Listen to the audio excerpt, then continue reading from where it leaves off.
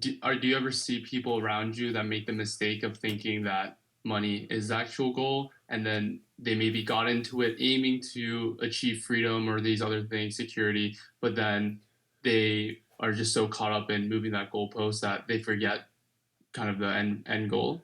All the time. It sometimes becomes an obsession, and Mm, it's an obsession, and it also they can do it for things like status or whatever. And status is really an insecurity. mm, In other words, it's trying to get the approval for others and so on. And so rather than I love it, whatever the thing is, I love it. Like for sure. me, I love nature. Mhm. Nature doesn't cost me anything, really. And when I go into it, I think it's the greatest luxury and so on. So you must not lose sight of what it is. And people get hung up on these things. They lose sight because of the associations, and even the society values things. Mm, You look around and everybody's valuing this thing, and then they get hung up because they think it must be a value.